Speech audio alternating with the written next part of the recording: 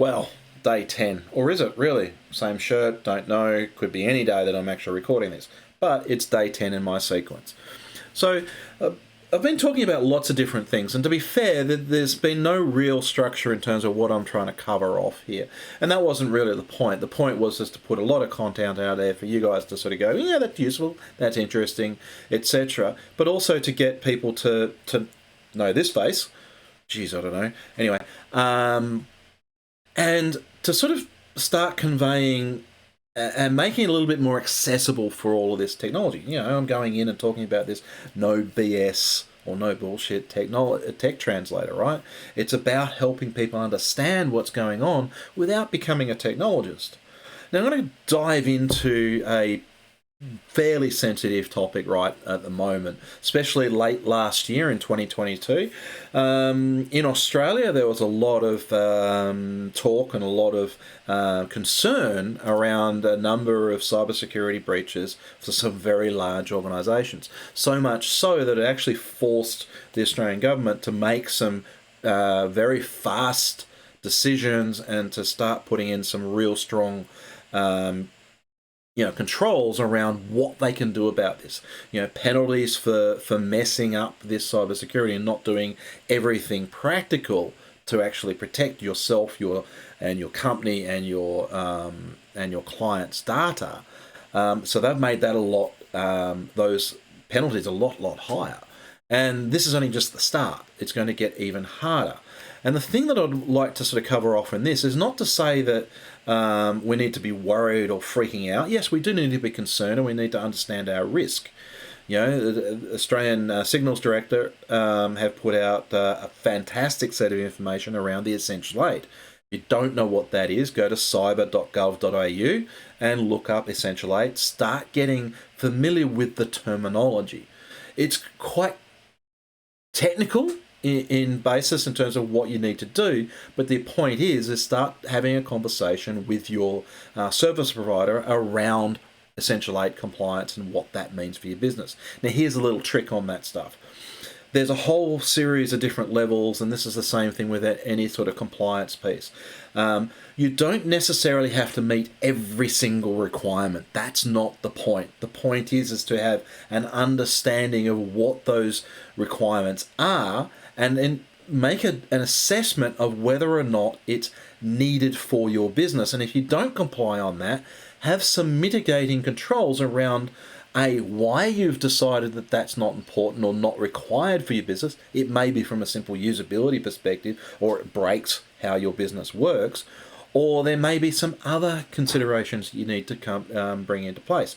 So the importance here is not necessarily to comply with everything.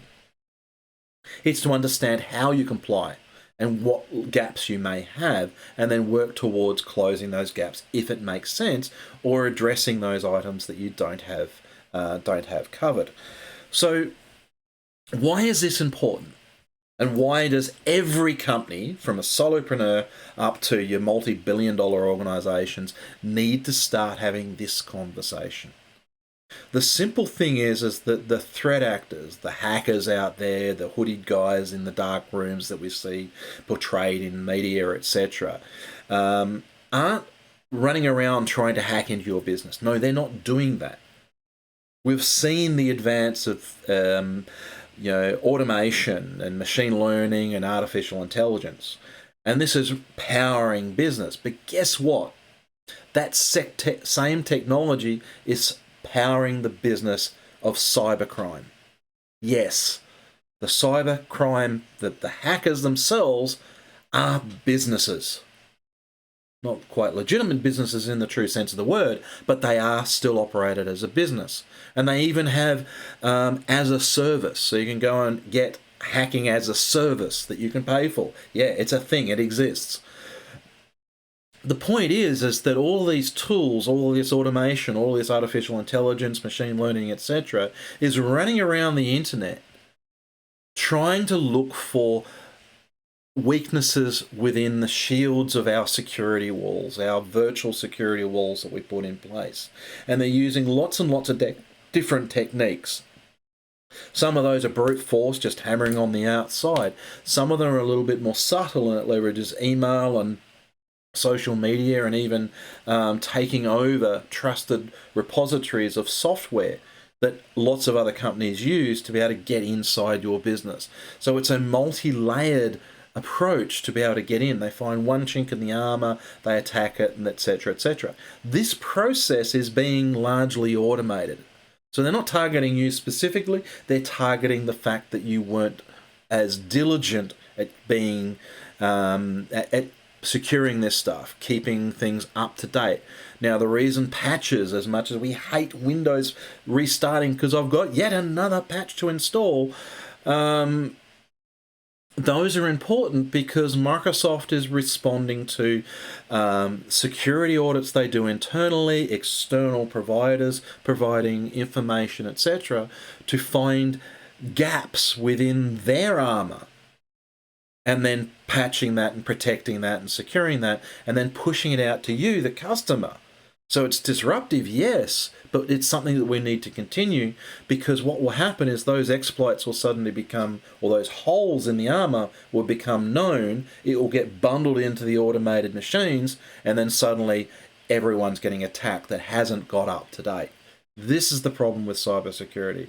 This is why it's important to be conscious and having these conversations about it. Right? It's a complex subject. But the thing that you need to remember is that people aren't attacking you directly. They're just attacking the fact that you're a little bit behind in keeping your systems up to date, or you weren't quite as effective as you could have been in keeping your data and your clients' information safe.